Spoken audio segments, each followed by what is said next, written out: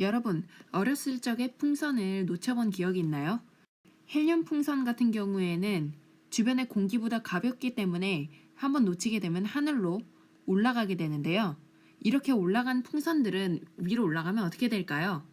하늘로 올라간 풍선들은 점차 부피가 커지다가 결국 터지고야 맙니다.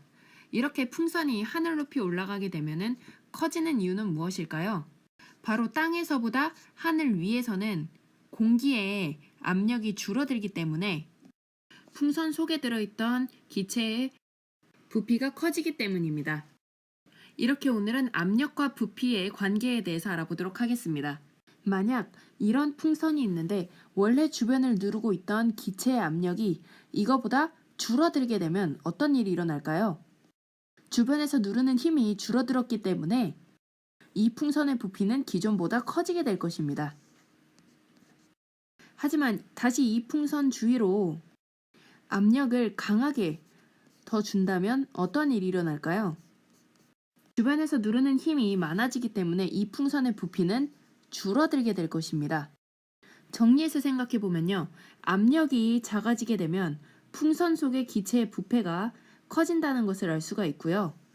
그리고 풍선 주변의 압력이 커지게 되면 풍선 속 기체의 부피가 작아진다는 것을 알 수가 있습니다. 이러한 압력과 부피의 관계성에 대해서 보일이라는 사람이 제대로 알아내게 되는데요. 이렇게 기체의 압력과 기체의 부피는 서로 반비례한다고 보일은 밝혀내게 됩니다. 하지만 이 경우에는 온도가 일정할 때라는 것도 확실하게 정해 주었습니다. 이렇게 기체의 압력과 기체의 부피가 서로 반비례한다는 것을 밝혀낸 사람이 보일이기 때문에 이러한 법칙을 보일의 법칙이라고 합니다. 이 보일의 법칙은 굉장히 중요한 개념입니다. 그래서 보일의 법칙을 다시 한번 강조해서 정의를 설명하면 기체의 압력과 기체의 부피는 같은 온도에서는 서로 반비례한다는 것이 보일의 법칙입니다. 반비례한다는 것을 그래프로 나타내 보면 압력이 증가하고 있을 때 기체의 부피는 감소하고 있는 것을 볼 수가 있는데요. 여기서 쓰이는 지금 V와 P 같은 경우는 압력을 영어로 하면 pressure인데 이 pressure의 앞글자를 따서 P가 곧 압력의 약자를 나타냅니다. 그리고 부피는 영어로 하면 볼륨인데요. 이 앞글자인 V를 따서 부피를 V라고 약자로 표현해냅니다. 어찌됐든 압력과 부피는 서로 반비례한다는 것을 확인해 볼 수가 있습니다. 그러면 기체의 압력과 기체의 부피가 서로 반비례하는 이유는 무엇일까요? 그 이유는 기체 분자로 설명해 볼 수가 있습니다. 선생님이 예전에 설명했던 것처럼 풍선 안에는 기체가 들어있으니까 기체 분자들이 끊임없이 운동하면서 안에 있겠죠. 이때 기체 분자들이 풍선의 표면과 계속해서 부딪히고 있기 때문에 이 풍선의 표면에는 기체가 부딪히는 힘 때문에 압력이 생기게 됩니다. 이러한 압력 때문에 풍선은 이런 둥근 모양을 유지할 수가 있는 거죠.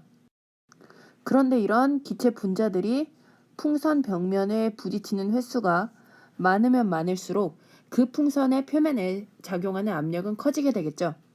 그러면 크기가 다른 두 풍선 안쪽에 같은 숫자의 기체 분자들이 들어있다고 생각을 해봅시다. 그러면 왼쪽 같은 경우에는 부피가 큰데 기체 분자들이 풍선 벽면에 부딪힐 수 있는 횟수가 상대적으로 그렇게 많지 않겠죠. 왜냐하면 풍선의 부피가 크다 보니까 훨씬 더 자유롭게 움직일 수 있기 때문입니다. 반면에 부피가 작은 쪽은요. 기체 분자들이 돌아다니다가 풍선 벽면에 부딪힐 수 있는 확률이 훨씬 더 많겠죠. 그렇기 때문에 왼쪽 같은 경우에는 풍선의 부피가 크면 그 안에 기체 분자들이 풍선 표면에 작용하는 압력은 작게 되는 거고요.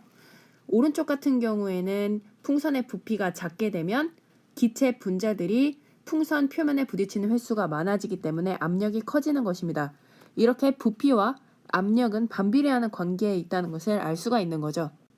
그러면 이번에는 공기가 들어있는 피스톤을 눌렀을 때 어떠한 일이 일어나는지 한번 알아보도록 하겠습니다.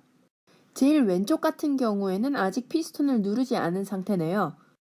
그런데 여기에 힘을 줘서 위에 더 큰 힘을 줘가지고 부피가 더 감소했을 때를 한번 생각해 보도록 하겠습니다. 이때 압력의 크기는 지금 왼쪽의 경우가 1기압이었는데 오른쪽이 2기압이 됐다는 얘기는 위에서 누르는 힘이 2배로 증가했다는 얘기죠.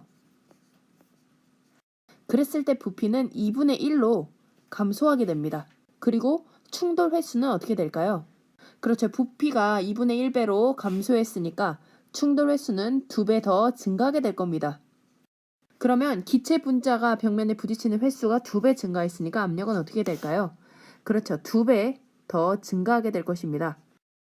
이번에는요. 1기압의 피스톤을 4기압으로, 그러니까 위에서 누르는 힘을 4배로 증가시키면 어떤 일이 일어나는지 생각해 볼까요? 위에서 누르는 힘이 4배 더 강해졌으니까 부피는 4분의 1로 감소하게 될 것입니다. 그러면 부피가 4분의 1로 감소했으니까 기체 분자들이 벽면에 부딪히는 횟수는 어떻게 될까요? 그렇죠. 4배 더 증가하게 되겠죠.